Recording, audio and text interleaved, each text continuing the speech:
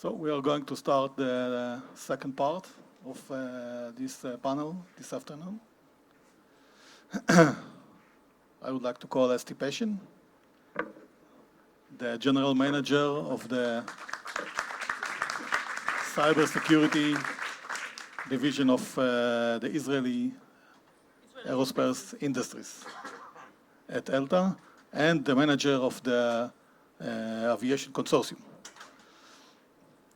And thank you, Esti. Eddie from Cyberbit.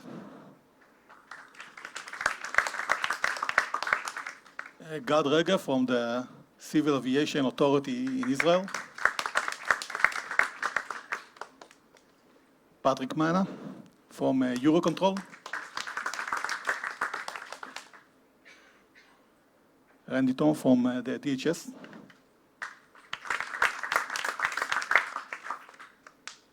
And Tom from the INCD.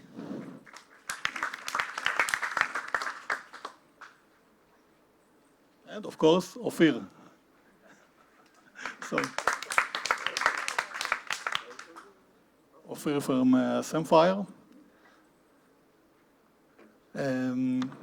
So thank you very much for joining us. So if you can just say a few words about yourself, Patrick. Hello everybody, Patrick Mana, EUROCONTROL. So I've been working in aviation for more than 30 years. My background is more, I would say, developing software for aviation and safety. Interesting because we had discussion about link safety and cybersecurity. And I'm in charge of the European Air Traffic Management CERT at EUROCONTROL. Yeah, hi folks, I'm Randy Talley. I'm from the Department of Homeland Security, the Cybersecurity and Infrastructure Security Agency. It doesn't really roll off the tongue, it's hard to pronounce.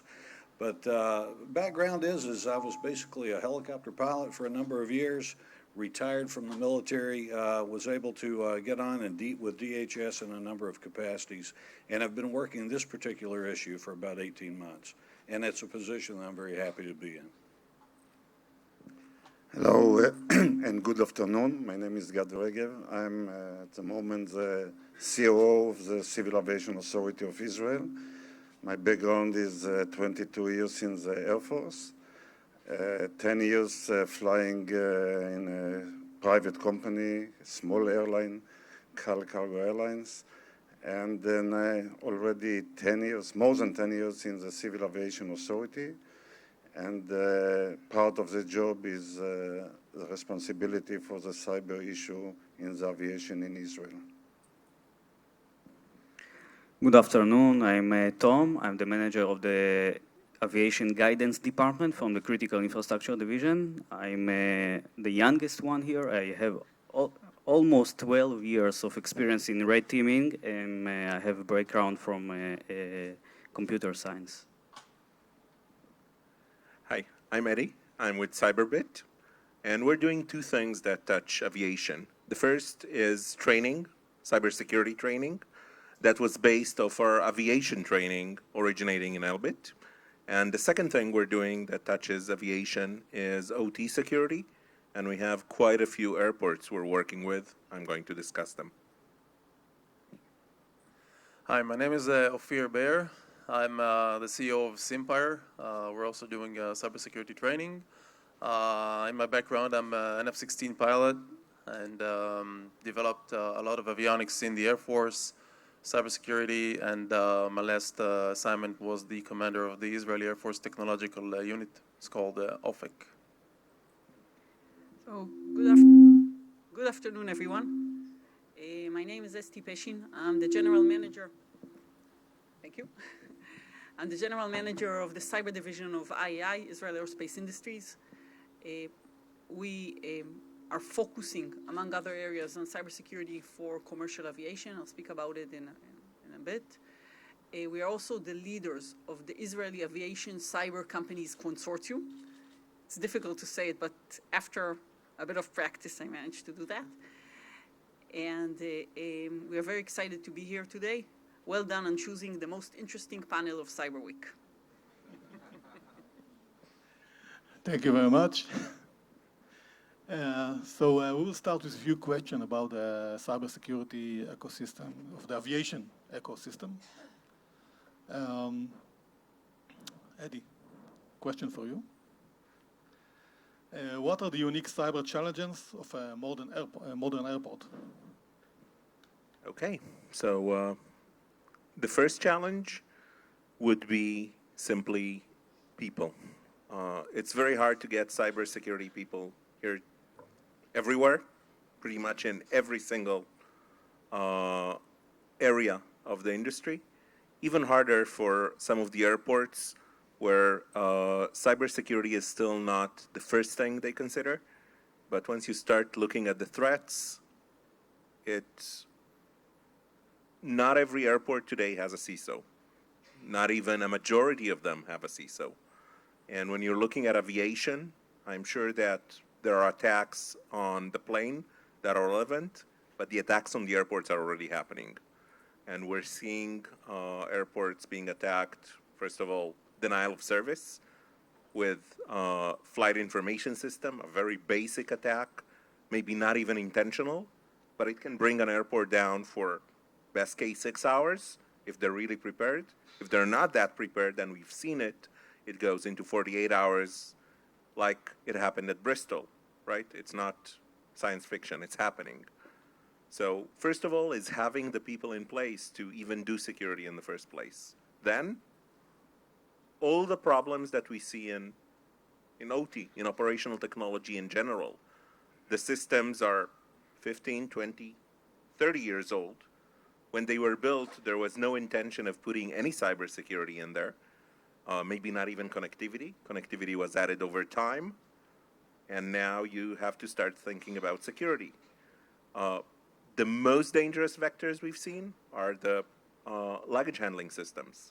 So you're spending probably $1 million getting a nice, fast scanning machine, and then a single hacker can modify the back end and get whatever they want in through that part. The same is true for the air train. The air train in many large airports today is automated. You don't have a driver. You do have, of course, somebody watching it, but if somebody were to do something about the controls, not nice. And we've seen already a couple of accidents with customers of ours that they didn't have the proof, since they didn't have the visibility into their own systems, that this was a cyber attack, but definitely there were accidents already happening. So those are the main areas where we've seen risks. Anybody flying today? No? It's not that today? bad. Tomorrow? Okay. Yet. Well, again, awareness, right? It's awareness or budget? What's the main issue? Eddie? The budgets obviously are not there. If you don't have a CISO yet, right, you don't have the people in place, you definitely don't have anybody demanding a budget for systems to enforce a policy that is not there yet. So it's pretty early in the process for many of them. I would say here in Israel, we're in somewhat better situation because we were in a worse situation first. But things are happening, and we're seeing a lot of the airports starting to invest slowly. Esti, thank you very much. Eddie? Question for you. Doesn't What like is me. the... It doesn't What? like me. Doesn't like you? Oh, I'm close to the speaker. Okay, I'll hold it here. Okay. Okay, the question is, what is the viewpoint of aerospace industry concerning cybersecurity challenges and, again, the new age of airplanes, new generation? Okay, so let me start by commending Shachar on his response earlier, because I think he nailed it. Okay? The name of the game in commercial aviation is complexity. I'm not familiar with many ecosystems that are more complex than the commercial aviation ecosystem. And it transcends the entire ecosystem. So when we are addressing complex problems, and tend to think of them as strategic problems, we believe that they encompass 5 elements. Number 1, state-of-the-art technology. Number 2, methodology and how to use the technology. Number 3, this one's for you, Chris, constant innovation, because the cyber domain is constantly evolving. The threats are evolving. So any security system must adapt to the future threats. Number 4, collaboration. And number 5, and Eddie addressed this very well, capacity buildup. We need to build the human force. We need to build the human strengths to address these cyber threats.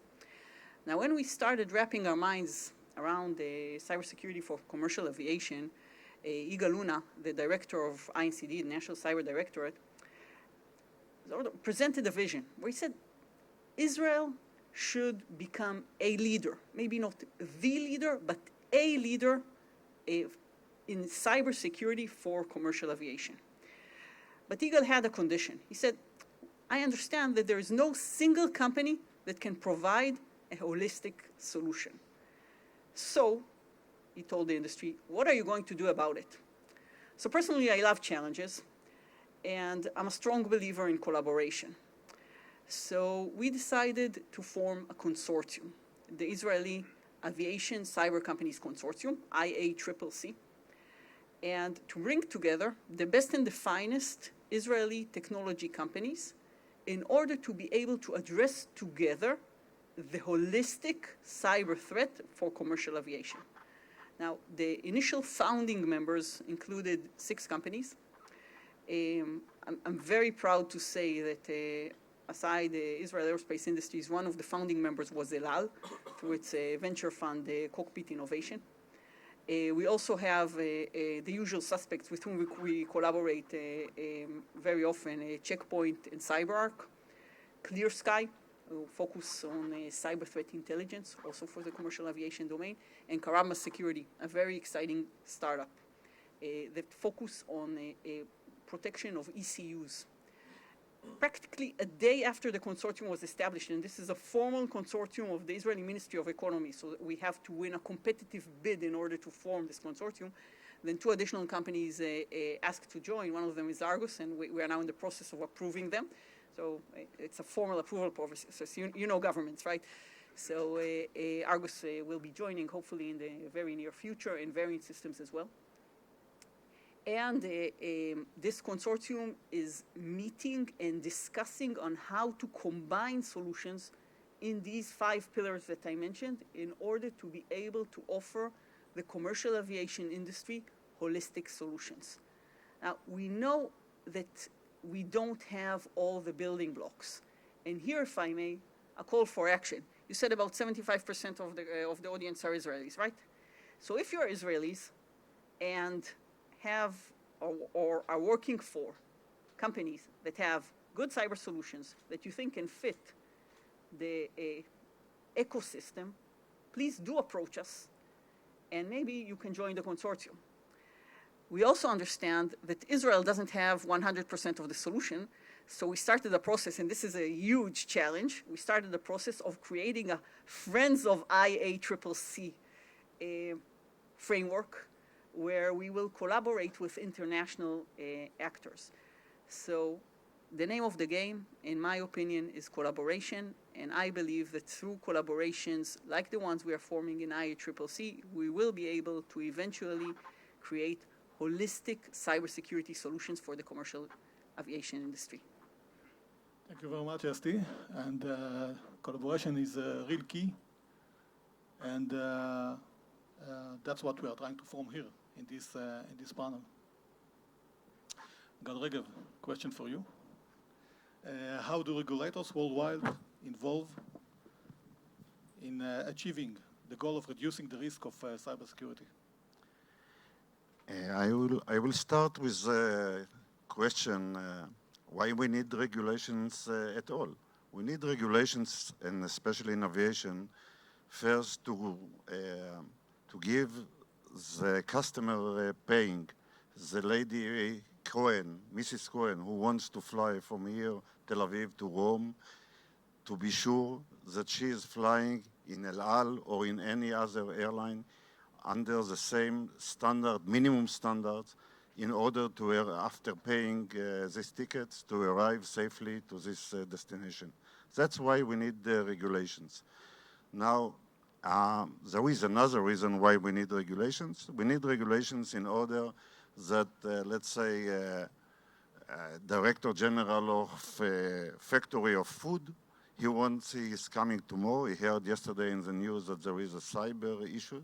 He is coming in the morning. Let's put a firewall in one of the computers. But differently, in airline, a Director General of an airline cannot come to an airline, to his office in the morning and say, let's put a firewall in an airplane or in an operational system because of this safety issue. So this is why we need regulations, and this is why the world understood that there should be at least minimal standards. The minimal standards are now done in aviation by ICAO. ICAO is the International Civil Aviation Organization. They create these standards according to Chicago Convention, 1944, and etc. And they created in many, many other areas already something like 12,000 standards, which every member of this organization should take these standards and create from them a regulation which again is a minimum, but every country can decide about a higher level of regulations and decide special, but nevertheless. This is in general what is happening in aviation. But there is another issue. The technology, especially in the last 20, 30, 40 years, is running far away from the way that we can create regulations. The rate of making regulations is very, very low because of many reasons. I don't want now to enter into it. So we are as regulators, we are running after the technology.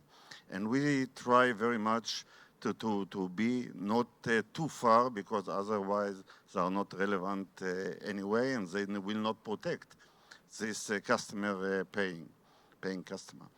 So that's a big difference, and we can see it. We saw it in the drones issues, and now we can see it again in the issue of cyber. It's another holistic problem. And as you mentioned, there is now a whole how we can worldwide take care of this issue in the meantime till ICAO will complete its mission, which, as we know, will take long years. I don't know, it's 3 years, maybe even more. So what we can do in the meantime?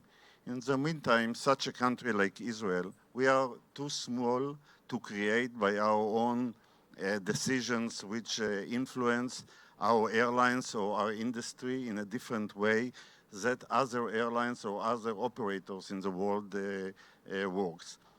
We can very easily decide about many desired things or many aspects we can put as a demand from the operators. But at the end, we want them to be competitive and to continue their operation, but of course in a safety way. So we are looking to the right, we are looking to the left.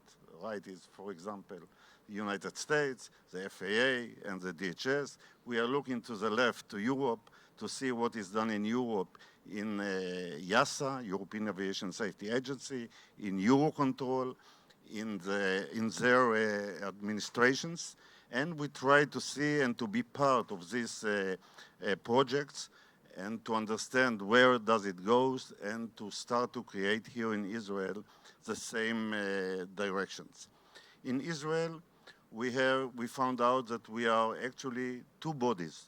One is a body of the INCD, which is professional in cyber, but is not professional in aviation.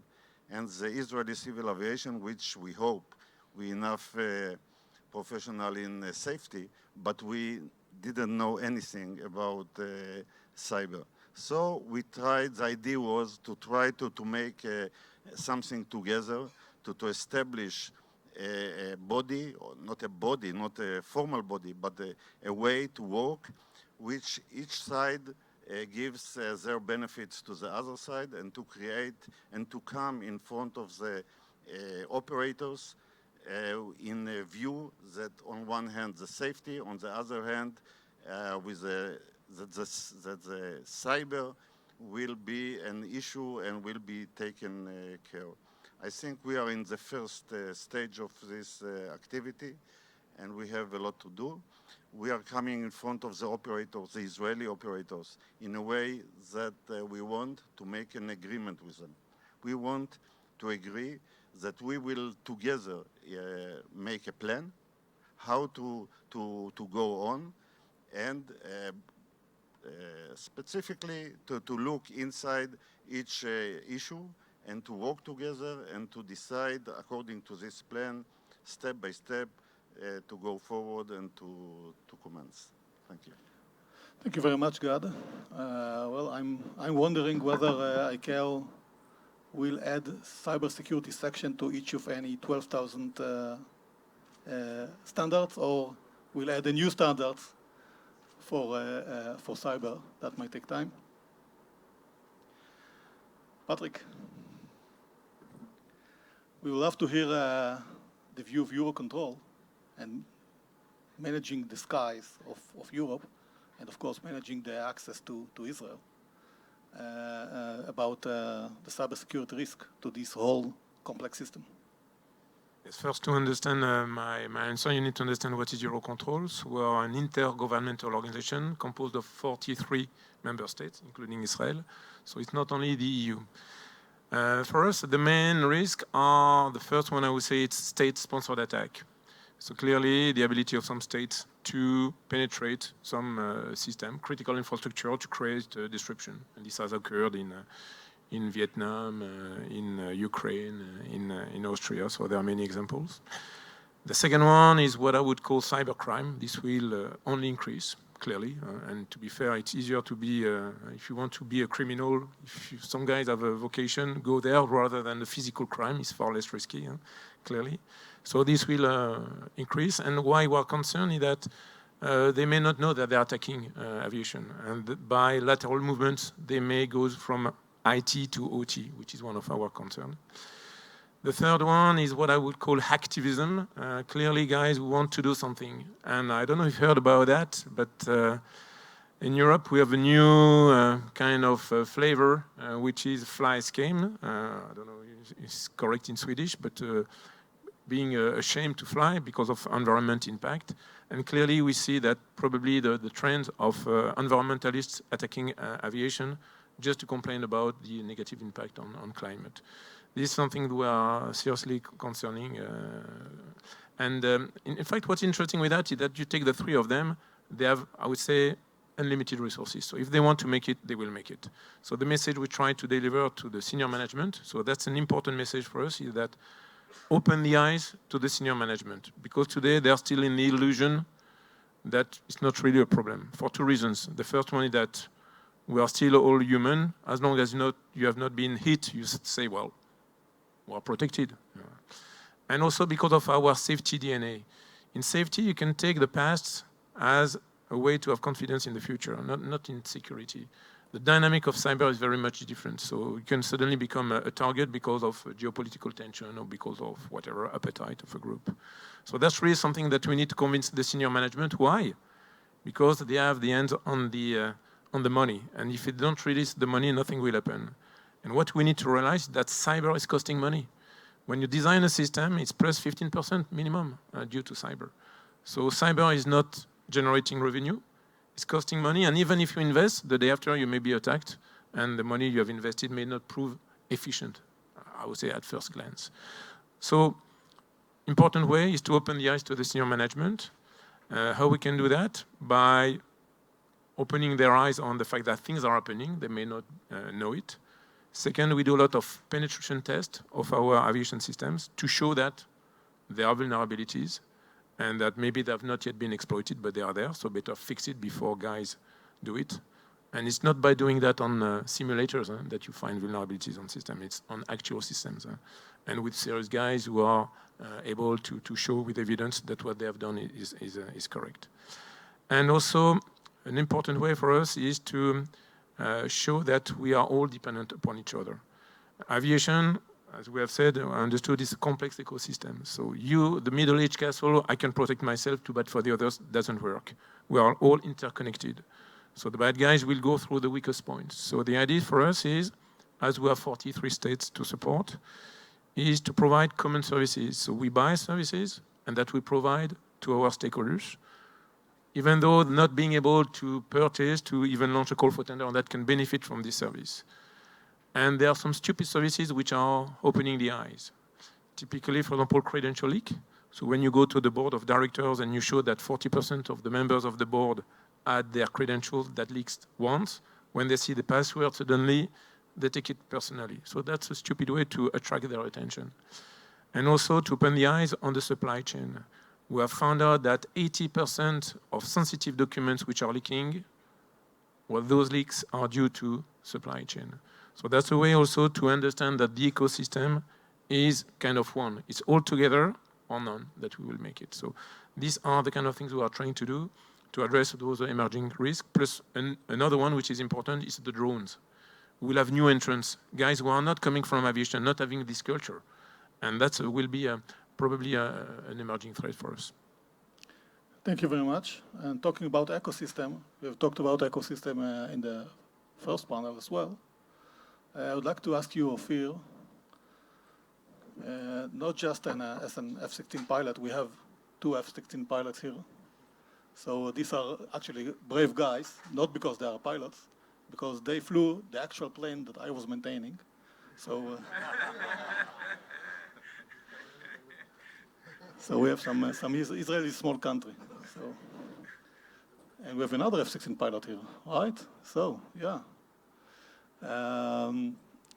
So Ophir, following your being an F-16 pilot and survive it, you've managed the software house, the avionics software house in the Israeli Air Force. So we will I'll love to hear, I hope everybody will love to hear about your experience managing huge software, complex software system and the challenges there related to cybersecurity. Well, actually, I understood my bravery when I first saw the F-16 code. Then I said, okay, there are things that pilots don't need to see. But seriously, I think it was said here in the previous panel, we need to first understand what drives us. And I don't think that saying that the safety is our first concern is being honest. The first driver is business. All the companies are worried from the revenue bottom line, and I think we need to understand that driver is business and to understand how to connect the business driver to the safety, security, and all other things that we need to take care about. I'm saying that because when I had the avionics software house and the security software house and all the others, I tried to understand how do we direct our main purpose, which is to deliver operational capabilities to the Air Force. And the Air Force was thirsty for every operational capability that we delivered, and we always under-deliver. They always want more. Avionics is, I think, the slowest delivery line that there is anywhere. So everybody's looking and saying, hey, why do you underperform? And the fact is to explain to yourself and to the other guys and to the developers what is the main driver, what drives us, and how do we explain ourselves, what are we doing? And the second thing is how to align culture with this. And in a very complex environment, and Esti said correctly, it's a very, very complex environment. I think the guys need to understand that they're accountable for every new connectivity, every new line of code, to fully understand what it means to write that line of code, not in the matter of how do I perform per the requirements of the product. To understand that the requirements of the product are not only for the things to work, but to always work and not jeopardize the safety of the aircraft or the whole continuity of the business line. And so I relate to what you said. It should be a layered approach where you teach cybersecurity guys what avionics is all about, but you also teach the developers to be concerned from security, to teach developers on how people are going to abuse the systems that they develop, to teach them how a new connectivity just crashes everything that they built until now. And I'm not a big fan of saying if things happened in the past and worked in the past, they will work forward. We need to continually test ourselves and see if the culture survives, if we are still doing things correctly, because everything is dynamic and changing all around. And I think the cyber domain is the most rapidly changing domain that we have today. We need to constantly check this box every morning to understand that we're doing the right thing and we're accountable for what we do. Thank you very much, Ophir. And the question for you, Randy. If you can tell us a bit about what the DHS is doing with its partners in order to make it safe. Okay, very good. The initiative is called the Aviation Cyber Initiative. As my colleague Mary had alluded to in the first panel, it's all about the tri-chaired organization, our Department of Defense, the Department of Transportation, which is the FAA, and the Department of Homeland Security, and how we coordinate, collaborate with each other to reduce our cyber risks and to increase cyber resilience across the ecosystem. So as Mary had said, you know, we originally started the Aviation Cyber Initiative back in 2016, but it was very much aircraft focused. During that time, they rewrote our national strategy for aviation security in the U.S., and that strategy came out, it did a number of really good things. One of which, and we talk about cybersecurity now, the original NSAS, as we call it, was written in 2007, and it had no mention of cybersecurity. Of course, we didn't think about cybersecurity in 2007. It didn't mention UAS operations either, which was another, not oversight, but times are changing, and they're changing rapidly. So they went back and made sure to include those in this latest version, and that was signed out just this year by the White House in the U.S. The other thing that it added was a definition of the aviation ecosystem. So I'm fortunate that I can at least enumerate 6 things. We call them the 6 A's from the NSAS of the ecosystem. The first thing being airports, and of course from the airport perspective, Eddie, you were right on. There's not a lot to add to that. You know, we at DHS have some capabilities that we try to bring to bear, some assessments that we can provide to airports and those type of things to see where they stand in a cybersecurity environment. So I try to do that from the Aviation Cyber Initiative viewpoint. The next thing is aircraft, and we've already covered the aircraft. Next would be the airlines and airlines and airlift. We came up with 2 things. Airlift looking mostly at the cargo aircraft, if you will. Airlines mostly passenger affairs. A little different operation, although some do crossover into both. And they have a number of very important databases. It could be anywhere from the weight and balance calculation to electronic flight bags to reservation systems, all of those being very important to keep aviation up and running as time goes on. The next thing is actors. Actors is a little strange because actors can be good actors, they can be bad actors, they can be your third-party vendors, they can be virtually anybody, but also training is in there. It's really anything to do with people. Now, we've mentioned on both panels, I think, the training aspect, and we think about it. Well, we got to train the pilots, we got to train the folks that are observing it. We also have to train up. We have to train our leadership to make sure that they understand the importance of cybersecurity as we go forward. So very important in that regard. And the last thing is aviation management, and that's all the towers, the radars, the ground-based navigational aids, all those type of things that we need to be concentrating on, and that defines the aviation ecosystem. So between my colleagues at Department of Defense and FAA, we chair that organization, the Aviation Cyber Initiative. We have routine meetings, and we are trying now, as we just recently got our charter signed. The charter, by the way, was signed by the Secretary of Defense, Secretary of Homeland Security, and Secretary of Transportation. So it's in the U.S., that's a pretty high-level charter for us to go forth and do great things and reduce those cybersecurity risks. Along those lines, we believe that we'll be setting up our working groups, and those working groups will be doing the majority of the work. And we're starting to identify now a small UAS working group, for example. How do we look at that as a cybersecurity aspect? Some of the transponders, how do we look at transponders in their various states, and they run the gamut from anywhere from ADS-B down to the old Mode 3 Alpha and Charlie. And international, I mean, there's a lot of working groups, how do we do the coordination and how do we do the collaboration? Along that, we're developing our community of interest. That also includes very strongly on industry and on international. This is my first time out of the U.S. on a real mission, other than going on vacation. So I'm enjoying this. And so how do we reach out and touch the international community in addition to industry?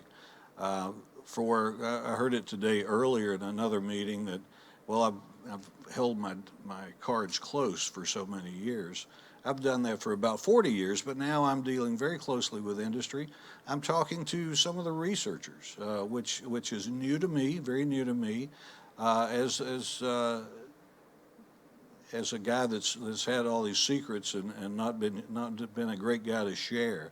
So when you look at this community of interest and you look at the way that we're trying to organize ourselves, this is a team sport. This is not one individual, one organization is going to pull this together. We've got to do it collaboratively. And I think that outreach through ACI, hopefully we're going to be able to make a dent in things as we go forward. We've only been chartered about a month, folks, so I can't give you all my successes. But from that point forward, I think we'll be able to bring some success to this.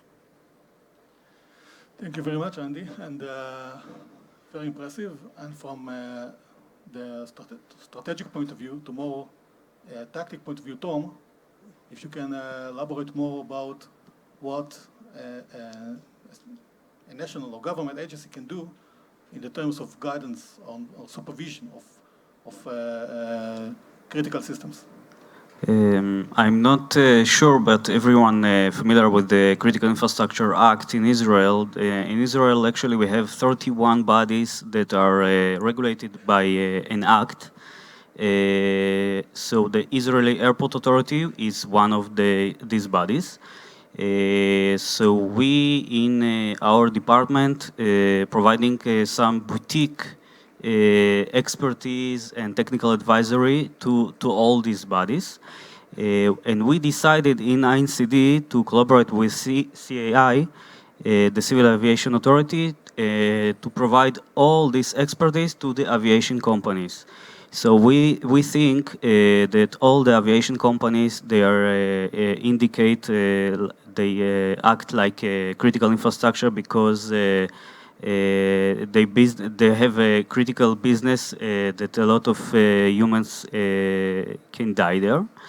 So we think that collaboration between Civil Aviation Authority and INCD is a good way to emphasize all our capabilities on cybersecurity. I'm not an aviation expert at all, so we looked, as Gadi said, the CAI are not specialized in cybersecurity, and we think the collaboration between two bodies giving the aviation companies a very good understanding that the government have very strong ability and very strong collaboration to provide them a lot of data. So regarding to critical infrastructure, we have some doctrine. We're guiding all the critical infrastructure with a methodology that we developed. These methodology are not public.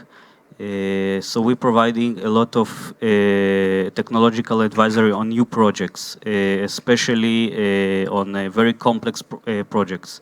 As government, we think each new project that are on SSR stage or a very low stage on just on paper, government should be there to provide some technical advisory. We are not providing only regulatory issues. We are not looking aviation companies to put money on cybersecurity. We're taking what they have and we trying to build up with all they have without putting a lot of money. INCD providing also a lot of training and awareness programs, training with cybersecurity simulators. We're providing IR teams in crisis management. All these services are provided to the critical infrastructure. So all the 4 big aviation companies in Israel, actually, we treat them like a critical infrastructure body. Thank you very much, Tom. And indeed, at least in Israel, as a small country, where we have only one main international airport, and we have relatively one relatively big airliner, which is El Al. We have to take it as a critical infrastructure, to deal with it as a critical infrastructure, and to pose all we can on it. We have just to, and thank you very much for all the panelists, did a great job.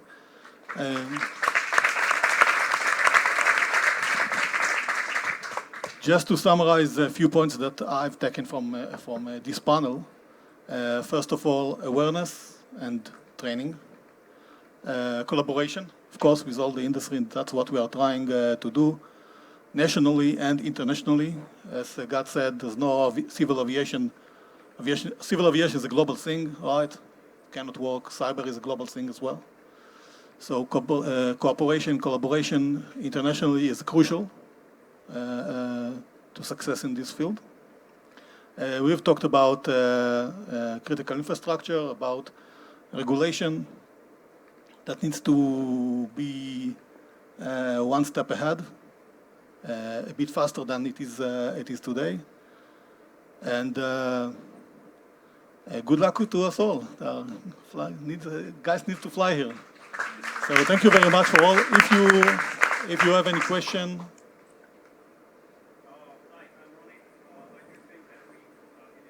Just a second, we cannot hear you.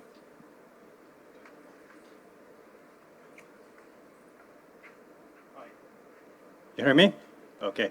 I'm Ronnie, and I do think that we in Israel have much more advanced capabilities than what we currently talk about. But I have one general question for the panel. Who here is able to address attack vectors against radar control systems, RDS, or exploitation of BMD systems, ballistic missile defense? And another question for Andy. How do you plan to break the silos?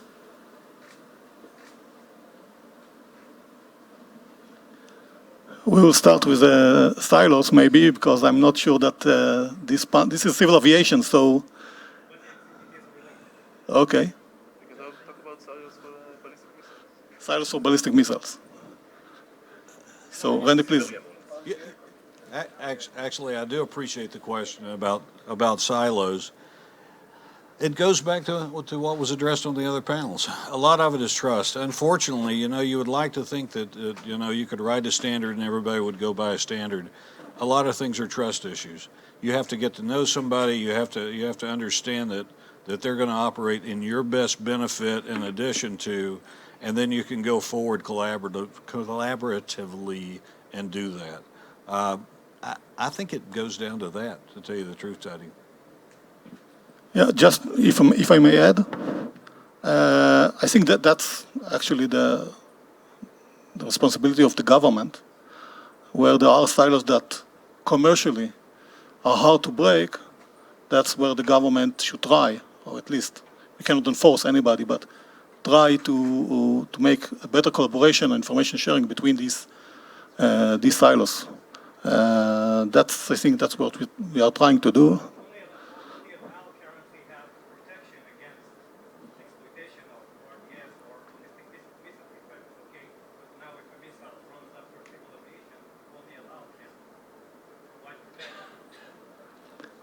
El Al has some uniqueness in doing things that other airlines doesn't do. That's right, but I'm not sure we can get into it this form. So, but thank you for the question. Follow up a bit.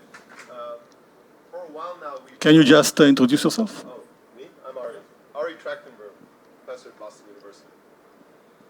For a while, there have been a number of open, very low-hanging fruit in the cyber world, specifically related to the complete lack of encryption or authentication in any communication, most notably in ADSB.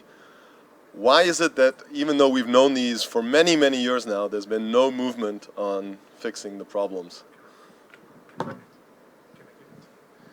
I think you're starting from the wrong side. You're taking a bottom-up approach, which is not what we want. You're suddenly jumping on the technology and say, well, let's make some use out of it. And that's exactly what we don't want in aviation.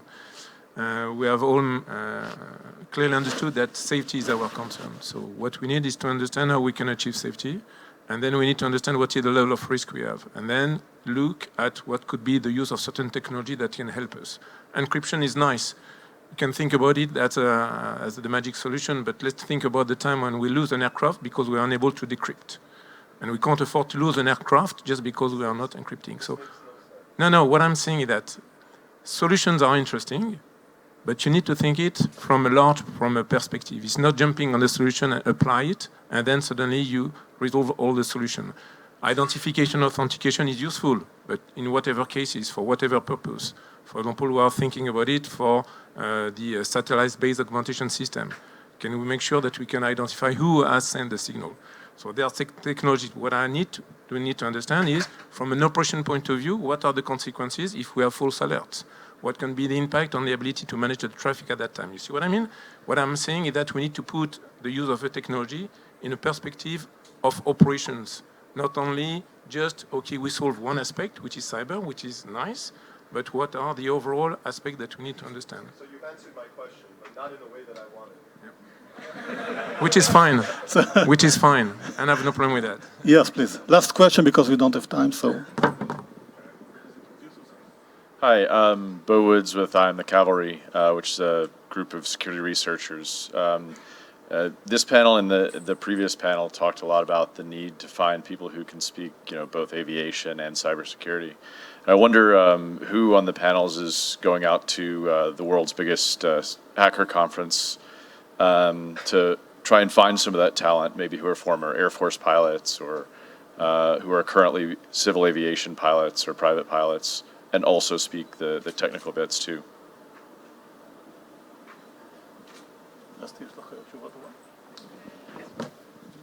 Well, so if this is a question of yes or no, then yes, we are. Anyone else wants to? Well, I'll go a little further than just yes or no. You're talking about for DEF CON, correct? As time comes along, our folks that will be there from CISA are the folks that are there for vulnerability disclosure. They're going to get out there and try to meet with folks, try to understand their perspective, and then try to educate them on, hey, look, if you find something in the aviation world, come to us. Go to the Aviation ISAC. Here's how we can do this in a safe and efficient manner, and we'll take care of you from here, and we'll handhold you through the whole process for the most part. So that's our contribution from the CISA side. Actually, most of us, I think, want to be friends of the Israel CCC, if you don't mind. Yeah, I'm ACCC, IACCC. You learn. She'll change it once you learn it.